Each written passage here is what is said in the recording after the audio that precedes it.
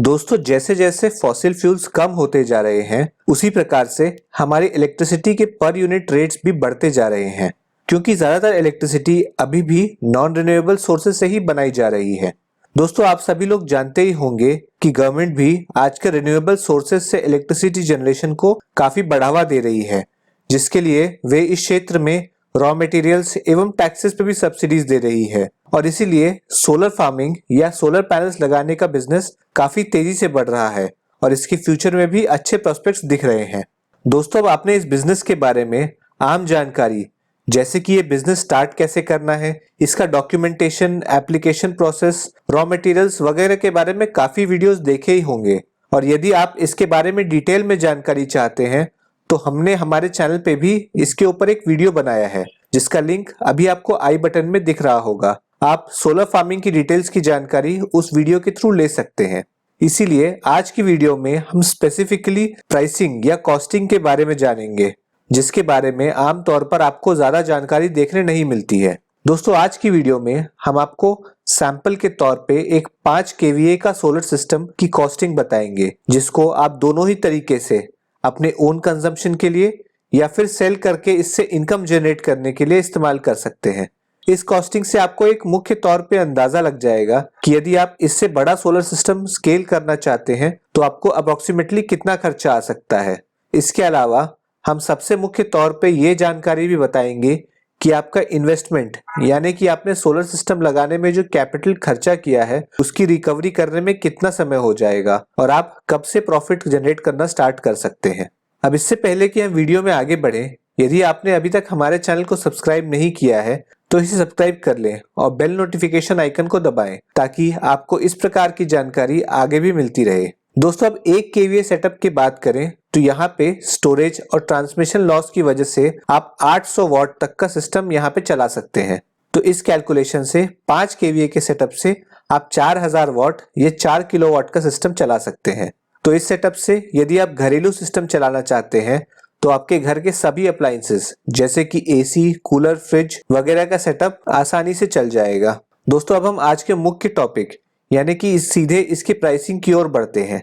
इस सेटअप के हर एक कंपोनेंट में कई प्रकार के ऑप्शंस आते हैं, तो इनकी प्राइसिंग भी इस पे डिपेंड करेगी कि आप इनमें से कौन से वेरिएंट के साथ जाना चाहते हैं। आज की वीडियो में हम आपको आपके सेटअप के लिए जो हमारे हिसाब से अच्छा ऑप्शन है वो सजेस्ट करेंगे, ताकि एक सही बजट में आपको अच्छा आउटपुट भी मिल सके।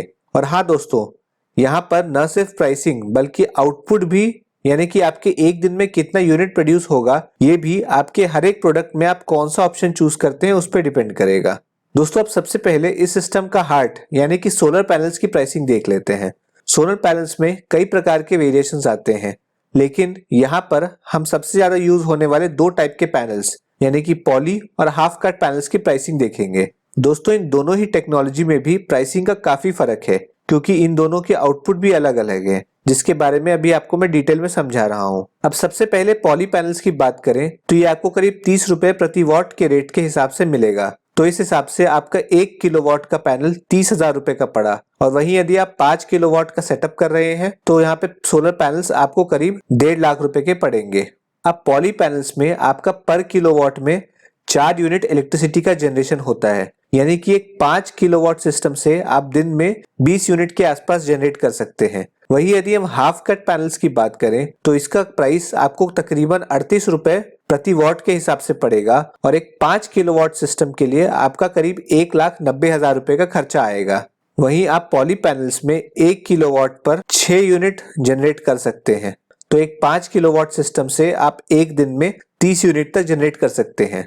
दोस्तों, हाफ कट पैनल्स आपको पॉली पैनल्स के कंपैरिजन में 30 से 40,000 रुपए एक्स्ट्रा खर्च करने पड़ेंगे, लेकिन यहाँ पर आपको प्रतिदिन 10 एक्स्ट्रा यूनिट्स का जनरेशन भी मिल रहा है। इसीलिए मैं आपको सजेस्ट करूंगा कि आप यहाँ पे हाफ कट पैनल्स के साथ जाएं। दोस्तों, अब इस सेटअप का नेक्स्ट कंपोनेंट यानी कि इन्वर्टर की बात कर लेते हैं। यहाँ पर आप ऑफ ग्रिड में PWM या MPPT इन्वर्टर के साथ जा सकते हैं। अब इन दोनों इन्वर्टर्स के प्राइस में काफी डिफरेंस है। जैसे कि हमारे सेटअप के लिए एक PWM इन्वर्टर आपको करीब 30,000 रुपए का पड़ेगा, वहीं पे एक MPPT इन्वर्टर आपको करीब 60,000 रुपए तक का पड़ेगा। पर इन इन्वर्टर्स के केस में भी मैं आपको सजेस्ट करूंगा कि आप MPPT इन्वर्टर के साथ ही जाएं, क्योंकि इस इन्वर्टर में आप मल्टीपल वोल्टेज पर ऑपरेट कर सकते हैं। जैसे कि यदि आप चाहें कि बैटरी के वोल्टेज पर लोड ऑपरेट करना है तो ये भी हो सकता है, या आप चाहें कि डायरेक्टली सोलर पैनल के थ्रू ही लोड ऑपरेट करना है या ग्रिड के थ्रू, तो ये तीनों ही तरीके से यहाँ पे काम हो सकता है। परंतु PWM मॉडल में आपको ये सुविधा नहीं मिलेगी। अब हम इस सेटअप के नेक्स्ट कंपोनेंट जो कि बैटरी है, इसके प्राइसिंग को देखते हैं। दोस्तों, हम जो यहाँ पे 5 किलोवाट का सिस्टम लगा रहे हैं वो हमें 48 वोल्ट का आउटपुट देगा। अब इसका ऑप्टिमम यूज करने के लिए आपको 200 AH की बैटरीज लगानी पड़ेगी। अब इस सेटअप के लिए 200 AH की 4 बैटरीज लगेंगी, क्योंकि एक बैटरी 12 वोल्ट की होती है, तो 48 वोल्ट के लिए हम 4 बैटरीज लगाएंगे। अब यहाँ पर बैटरी के प्राइस की बात करें, एक 200 AH की बैटरी आपको करीब 20,000 रुपए की पड़ेगी। तो यदि हम 4 बैटरीज खरीदना चाहते हैं तो यहाँ पे हमारा करीब 80,000 रुपए का खर्चा हो जाएगा। अब ये तो हो गए हमारे मुख्य कंपोनेंट्स के खर्चे। इसके अलावा 5 किलोवाट का सिस्टम लगाने के लिए आपको कुछ अन्य खर्चे भी होंगे। जैसे कि सबसे पहले आपको अपने सिस्टम के लिए एक स्ट्रक्चर बनवाना पड़ेगा, जिसमें आपको प्रति किलोवाट करीब 5,000 रुपए का खर्चा होगा। तो कुल मिला के 5 किलोवाट के सिस्टम के लिए आपका यहाँ पे 25,000 रुपए का खर्चा हो जाएगा। अब जो आप 5 किलोवाट का सिस्टम लगवा रहे हैं, ACDB, DCDB भी लगवाना मैंडेटरी है। दोस्तों, इसका खर्चा आपको करीब 10,000 का पड़ेगा। इसके अलावा आपको अर्थिंग पे भी करीब 10,000 रुपए खर्च करने होंगे, और यदि हम अपने सोलर सिस्टम के लिए 10 mm की वायरिंग लगवाते हैं तो इसका भी करीब 8 से 10,000 रुपए तक का खर्चा आएगा। अब सबसे लास्ट में आपको इन सभी चीजों का सेटअप करवाने के लिए लेबर कॉस्ट भी देना पड़ेगा, जो कि आपका तकरीबन 5 से 7,000 रुपए तक का होगा। तो अब अगर हम टोटल कर लेते हैं तो हमारा सोलर पैनल पे 1,90,000 का खर्चा, इन्वर्टर पे 60,000 का, बैटरी पे करीब 80,000 का खर्चा, इसके अलावा स्ट्रक्चर पे 25,000, ACDB, DCDB पे 10,000, अर्थिंग पे 10,000, वायरिंग पे 10,000 और लेबर पे 7,000 का खर्चा, कुल मिलाकर आपका करीब 3,92,000 का खर्चा हो जाएगा। यानी कि आप अंदाजन ये ले सकते हैं कि आप एक 5 किलोवाट के सिस्टम लगाने में आपको करीब 4 लाख रुपए का खर्चा आएगा। दोस्तों, इसके अलावा कई कंपनीज आपको बंडल पैक भी प्रोवाइड करती हैं, पर आप यही चीजें बंडल्ड पैक के फॉर्म में लेते हैं तो आपको ये करीब 5 लाख रुपए का पड़ेगा। तो अलग अलग कंपोनेंट्स लेने में आपका 1 लाख रुपए की सेविंग हो सकती है। अब सबसे अंत में सबसे इंपॉर्टेंट पॉइंट पे आते हैं, यानी कि हमारा ब्रेक इवन या हमारे लगाए हुए कैपिटल की फुल रिकवरी कब होगी। तो हमारे कैलकुलेशन के हिसाब से हमने एक दिन में 30 यूनिट जनरेट करने वाला सिस्टम लगाया है। अब यदि आप 30 unit per day electricity department से लेते हैं तो आपको पर यूनिट 10 रुपए के हिसाब से 300 रुपए पर दिन का खर्चा होगा, जो कि एक दिन में 30 दिनों के हिसाब से 90,000 रुपए पर महीने का खर्चा हो जाएगा।